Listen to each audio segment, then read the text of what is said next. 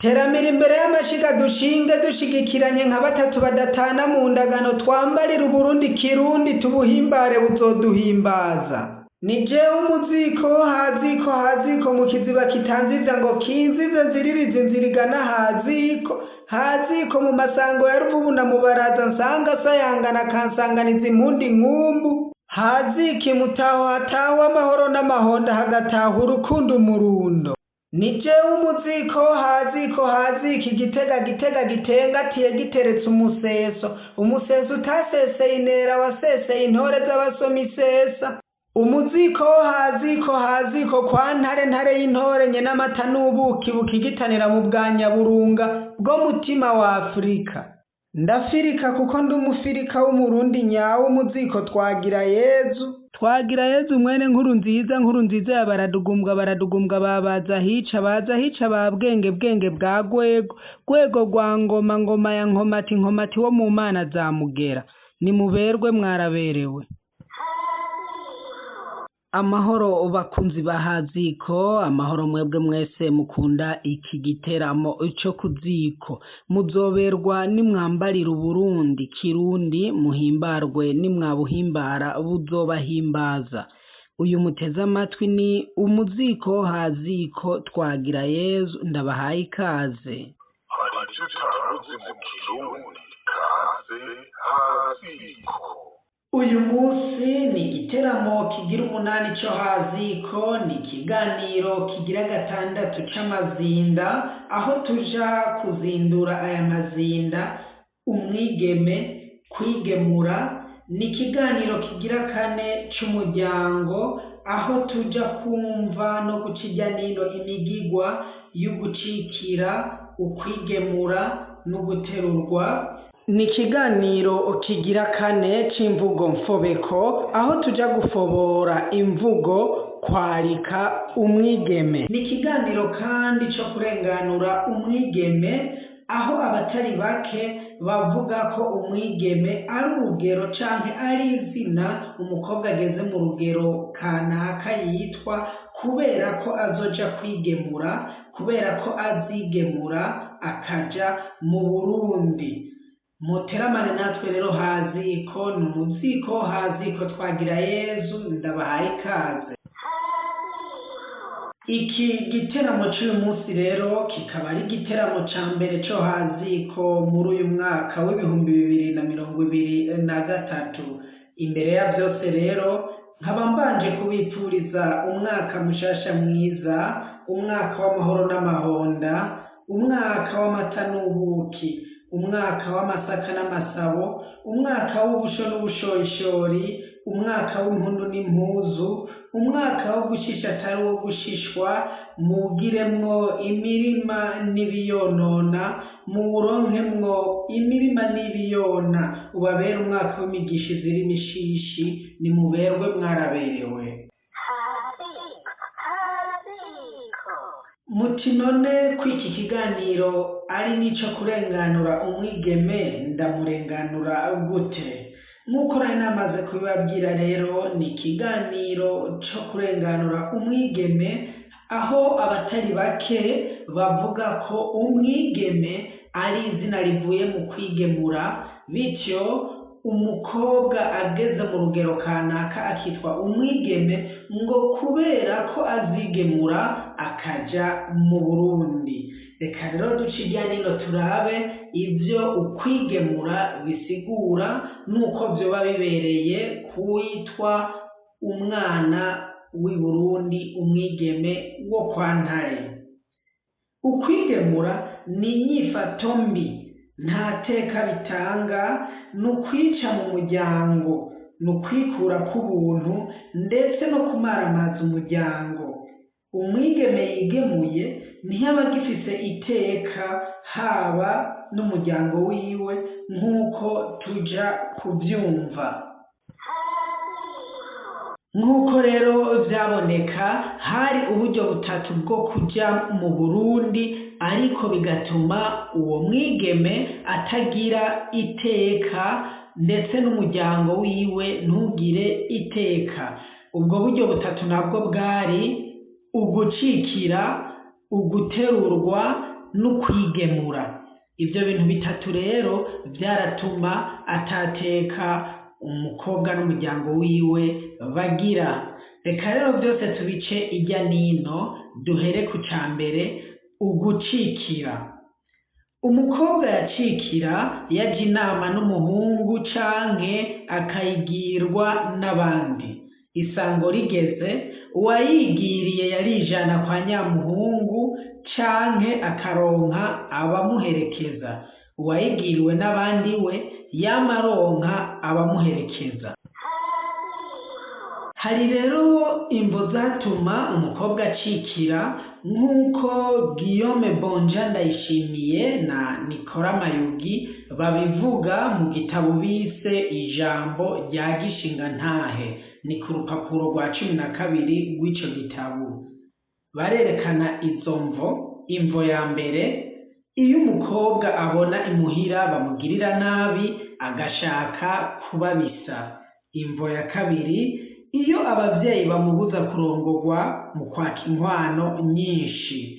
Imvo igira gatatu, iyo bamuhatira aho adashaka canke bakamubuza kuja aho ashaka. Ibyo nivyo vyerekanywe n'abo banditsi. Mboneyeho n'akanya ko kwipfuriza umwaka mushasha mwiza umwubahwa Patiri Guillaume Bonja Ndayishimiye. We aracari muzima, Imana imukomeze. Aha kandi nagira ngire ko nikebura canke nihubura, nongera mpubura n'abandi ko igitabo Ijambo rya Gishingantahe canditswe muri Nzero umwaka w'1985 canditswe n'aba bubahwa babiri, Nicolas Mayugi na Patiri Guillaume Bonja Ndayishimiye. Inyuma yaho ndagikoreshereje mu biganiro byo haziko, ngakoresha izina rya Mayugi gusa. Umwubahwa Patiri Bonja akaba yarampubuye ubwiwe nyene, akanamenyesha ko mugenzi we Mayugi yarengutse ibukama barasezeranye ko bohubuye amazina yabo yompi agashirwa kuri co. Ariko rero kumbure nta mutsi w'ishibere uyakihari, bishobotse azobitunganya. Natwe haziko turabishigikiye. Uwacikije yaraheze akabimenyesha ab'iwabo w'umukobwa mu gihe nyamukobwa ari we yigiriye inama. Ariko iyo yagiriwe inama n'abandi, ab'iwabo baba babizi, baraheza bakaja kwaka inkwano canke iyo nyene gucikiza abigenjeje runtu akayijanira. Hari icyo utaruzi mu Kirundi, kaze haziko. Ubwa kabiri, uguterurwa. Uguterurwa navyo nyene nta teka vyatanga. Uwashaka kumutwara yaramurereka canke akamurerekesha araharoye, hanyuma akamusahura, agaheza akamurongora atanama ihabaye. Uko rero byagenda, ivyatuma umuhungu aterura umukobwa byari byinshi. Guillaume Bonja na Mayugi barerekana ko umuhungu yaterura umukobwa abitumwe n'ibintu bitatu. Ivyo navyo si bindi, umuhungu yarashobora guterura umukobwa abitumwe n'ubuhumbu, abitumwe n'ukubengwa canke kubura inkwano. Iyo rero bene umukobwa bamenye ko umwana wabo yasahuwe, bakamenya n'uwamusahuye, ntibaza basaba inkwano, ahubwo baza batata. Abavyeyi b'umuhungu badashaka induru, baraheza bagatanga inkwano yose yatswe, ndetse bakagerekako n'ibindi kuko bitwa abasuma. Mu gihe rero nyene guterura uyo mwigeme yarerekewe, hahambarirwa cane uwamurerekeye kurusha nyene kubikora. Uwo vyankiye rero ntashike kuri ico gikorwa ngo amutware bikunde amuterure, yarahanwa bishemeye aramutse amenyekanye canke yitwariwe n'uwo mwigeme. Ubugira gatatu, ukwigemura. Ukwigemura navyo nyene nta teka vyatanga, nta teka vyaha umukobwa canke umuryango wiwe, nk'uko kandi mbandanya ndabifashwamwo na Guillaume Bonja na Mayugi Nicolas biciye mu gitabo bise Ijambo rya Gishinga Ntahe, bagira bati: umukobwa yigemura n'uwitora akaja kwinjirana umuhungu bataraganye kandi batigeze bavugana ivyo kwabirana.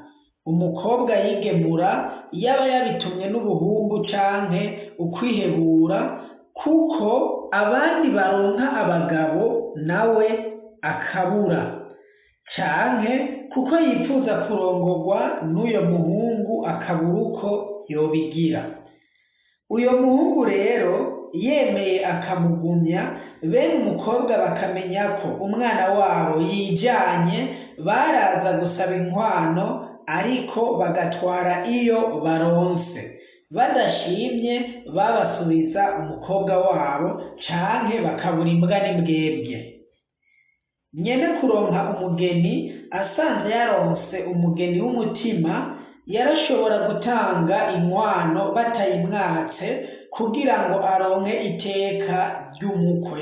Iyo nyene kwigemura bamwirukanye, yamaramara asubira iwabo canke akarondera uwundi yinjirana.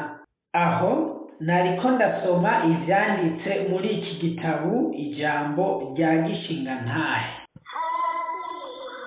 Naho rero abubahwa Patiri Guillaume Bonja Ndayishimiye na Nicolas Mayugi bagarukiye kuri ico, jewe Twagirayezu narakomeje uburonzi, ndagira ubushakashatsi bwo kumenya impera n'imperuka, inkurikizi zaba iyo umwigeme yigemuye, menye ntimbega n'irihe teka uwigemuye yabura, vyaherera he, haba kuri we no ku muryango. Mukomeje gutega amatwi umuziko Haziko. Twagirayezu, tugumane Haziko, tumenye ibi na biriya.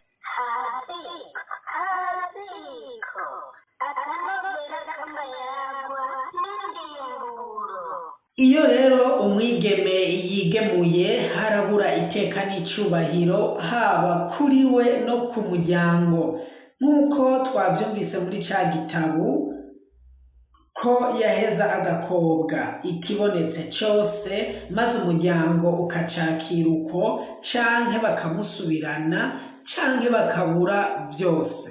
Ariko rero ico gitabo Ijambo rya Gishinga Ntahe nticashoboye kudomako neza ingaruka yavyo canke na nyankwano nto bahabwa.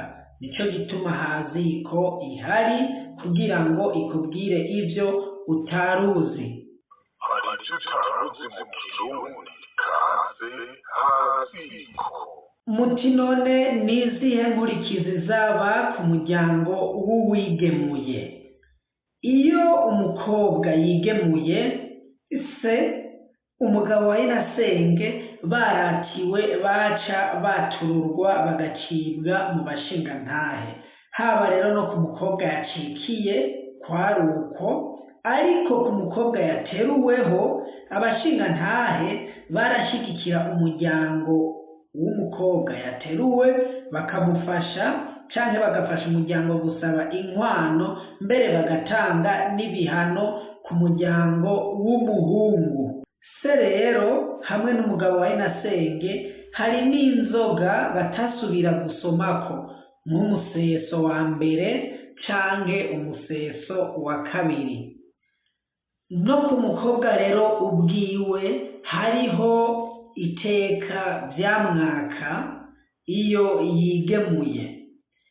Ntiyahabwa igisimbo, abana vyaye ntibajanwa kwa sekuru ngo ajane ubuvyeyi. n'umuryango rero iyo ugiye gusaba inkwano iyo bahawe yose bayakira uko, kandi ntiyakobwa inka canke ikindi c'agaciro.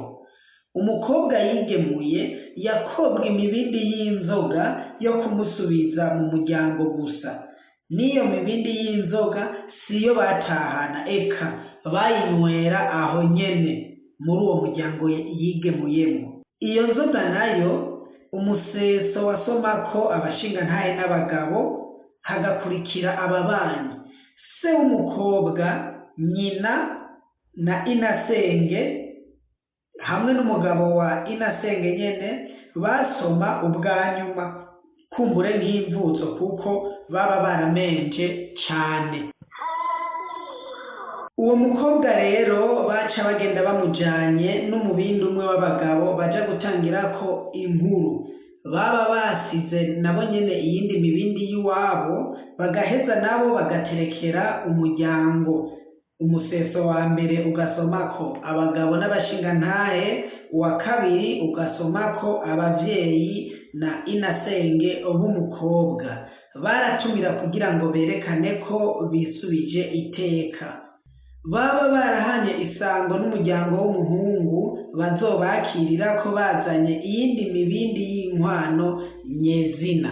Isango igeze, umuryango wa nyamuhungu ugaheza ukagana irembo ry'umuryango wa nyamukobwa, ari naho babashingantahe n'abagabo na ya miryango ibiri yose bakorana, bakamenya imibindi uyu mukobwa akowe uko ingana. N'uyo munsi nyene baca bagenda bamusubiranya inyuma, hanyuma impundu zikayagwa. Kuri uyu mugigwa notanga akarabiro ka Eklezia Katolika, aho abacikiranye basavye gukomoza amasakramentu ngo bubake urwabo rukristu, babanza kubatandukanya, umugore agasubira iwabo gushika isango ryo kubana rigeze, bakabaraganisha, agaheza akamutahana. Murumva rero ko kwigemura vyari bibi cane.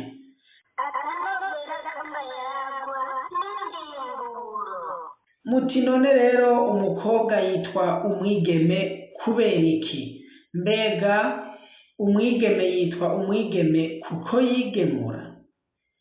Mbega jewe Twagirayezu ndabivuga ko iki? Tugumane rero haziko n'umuziko haziko nkomeza kubaganirira. Umwigeme yitwa umwigeme kuko yigemagema. Ukwigemagema ni inyifato umukobwa agira ageze mu bigero byo kwabirwa. Iyo nyifato igafasha kuboneka neza imbere y'amaso y'abantu. Ivyo yabifashwa na nyina na inasenge, bamuguma hafi kuko baba bashaka gutanga ubutumwa ku baranzi, abashingantahe bamubona, kugira ngo bamugomwe, kuko murazi ko atamuhungu yishimira umugore. Cari igihe co kwiyengenga, co kwigengesera, kwinengesera no kunyeganyega mpaka agashimwa. Muri ico gihe baramuha ibikorwa vyinshi vyerekana ko vy'ukuri ari umukozi, ari maboko ijana, mbere bakamushinga ibikorwa cane cane vy'inyuma y'urugo kugira ngo abonwe na bose. Iyo akowe rero baca bamuremuruza, bakamufata neza kugira ngo azaje kwabirwa ari mwiza yatagase. Nivyo bita rero kwarika umwigeme, nk'uko tubisanga muri ca gitabo ku rupapuro rwa 13. Mu kumwarika bamugaburira utwo kurya turyoshe, bakongera bakamukurako ibikorwa biruhisha. Umukobwa yabasigaye mu nzu niwe yasubirana ivyo bikorwa, niwe yaca abandanya akora ivyo bikorwa, akora iyo mirimo. Hari rero muri ico gihe nyina na inasenge canke ubundi mugore w'inararibonye yaca atangura kumwigisha amabanga y'urugo nk'uko tubandanya tubibwirwa na Bonja Ndayishimiye hamwe na Nikora Mayugi muri ca gitabo ijambo rya gishingantahe.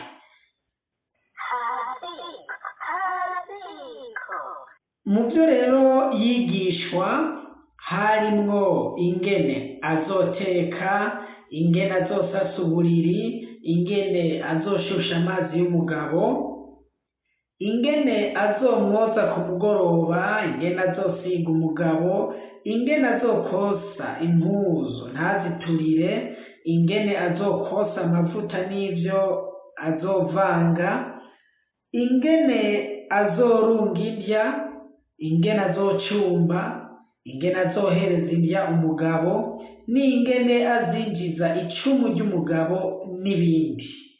Mwumvise rero ko umwigeme bitavuye mu kwigemura, kuko kwigemura nta teka byatanga, ahubwo ni n'igitutsi kibi cane.